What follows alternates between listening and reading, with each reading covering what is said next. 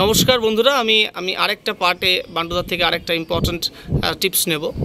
তো প্রশ্নটা হচ্ছে যে এই যে গরম থেকে বর্ষায় ঢুকছে পায়রার, তো পায়রাকে কিভাবে, পায়রার ইমিউনিটিটাকে কিভাবে ঠিকঠাক রাখবো পায়রাকে, এবং তার সঙ্গে কি কি দানা এই বর্ষায় পায়রাকে দেব, তো এইটার সম্পর্কে যদি বান্ডুদা একটু কিছু বলতে পারেন তাহলে খুব ভালো হয়।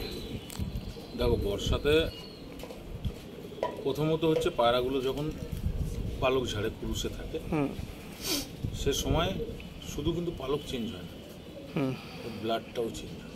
আচ্ছা, নতুন ব্লাড আসে নাকি? নতুন ব্লাড আসে। এটা কিন্তু একটা সাইকেল। এটা পাখি, পশু, মানুষ সবারই বছরের একটা টাইমে বডিতে ব্লাডটা চেঞ্জ হয়ে যায়, যার কারণের জন্য দেখবে যে মানুষেরও কিন্তু রক্ত একটা টাইমের পরে যেহেতু চেঞ্জ হয়ে যায়, তাই জন্য কিন্তু রক্ত দান করতে বলা হয়।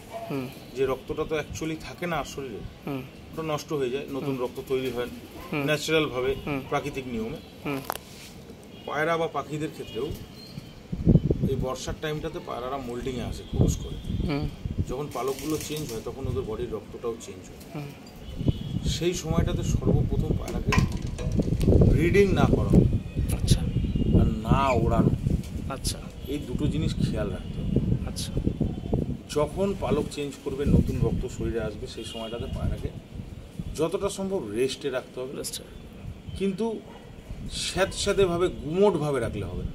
আচ্ছা, পায়রা ফ্রি থাকবে, আচ্ছা, কিন্তু পায়রা উড়বে না বা ব্রিডিংয়ে থাকবে। আচ্ছা, আচ্ছা, পায়রা ঘরের মধ্যে থাকলো, বিকেলে বেরোলো, খেলো দিলো, ঢুকে গেল। আচ্ছা, তো এই সময়টাতে যখন নতুনভাবে ব্লাড তৈরি হয়, পালকগুলো চেঞ্জ হয়, পায়রা তো কমজোর থাকে, সেই ক্ষেত্রে আমাদেরকে পায়রাদেরকে কিছু হাই কোয়ালিটির প্রোটিন দানা দেওয়া উচিত। আচ্ছা, তো সেক্ষেত্রে দেখো, গমটা সবাই খাওয়ায়, আর এই দুর্মূল্যের বাজারে একটু সস্তায় গমটা হয় বলে ম্যাক্সিমাম লোকই খাওয়ায়। তো গমটা তো দিতে হবে, গমের সাথে ধান, ছিলকাওয়ালা মসুর ডাল, গোটা মুগের ডাল, ছোলা, সর্ষে, তিসি, এইগুলো ইউজ করবে। এবারে কিভাবে ইউজ করবে তার কোয়ান্টিটিটা আমি তোমাকে বলে দিচ্ছি। ধরো 5 কিলো গম নিল, 5 কিলো গমের মধ্যে তোমার বাজরা হয়তো 500 গ্রাম মেলানো হলো, রাগি 500 গ্রাম মেলানো হলো, ওর মধ্যে ছিলকাওয়ালা মুসুর ডাল 300 গ্রাম দিল, গোটা মুগের ডাল 300 গ্রাম দিল, সর্ষে 500 গ্রাম দিল, তিসি ওর মধ্যে 500 গ্রাম দিল, দিয়ে একটা মিক্স দানা বানিয়ে নেবে। মিক্স দানাটা বানিয়ে নেওয়ার পরে এই দানাটাই বর্ষার সময় পায়রাকে দেবে, যখন পায়রা মোল্ডিংয়ে থাকবে ওই সময়টাতে দেবে। অনেক ক্ষেত্রে পায়রা যখন পালক ধরো টানা থাকে, ওড়ানোর জন্য পায়রার পালক টানা থাকে, সে সময় এই দানাটা দেবে। দানার সাথে মোটামুটি পায়রা যখন হালকা পালকের মুখগুলো বেরিয়ে এসছে বাইরের দিকে, সেই সময়টাতে কিছু ক্যালসিয়াম আর ভিটামিন বি কমপ্লেক্স ইউজ করবে।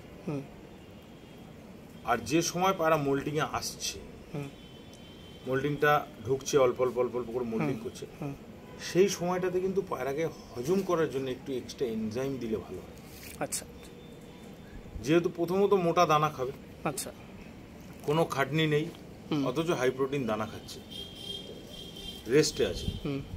এবারে যে দানাটা খাচ্ছে সে দানাটা শরীর হজম করবে, তারপর তো কাজে লাগবে।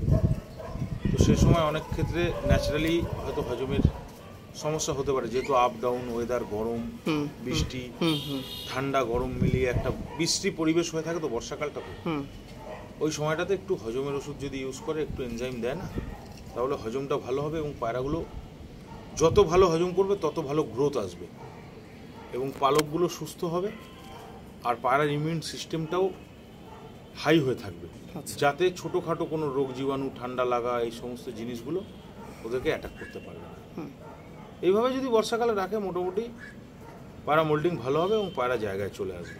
আচ্ছা, তারপরে এবার ওড়ানোর পায়রার ক্ষেত্রে যার যার নিজস্ব একটা সিস্টেম আছে, পালক টানার পরে যে যেমন করে সেটা তার পার্সোনাল ম্যাটার, আচ্ছা। ওটা নিয়ে আমি কিছু বলছি না। পায়রাকে নর্মালি ফিট রাখার যে প্রসেসটা, যে ধরনের দানা খাওয়ালে বা যে ধরনের ভিটামিন ক্যালসিয়াম ইউজ করলে পায়রাগুলো ঠিক থাকবে, আমি সেটাই বলি।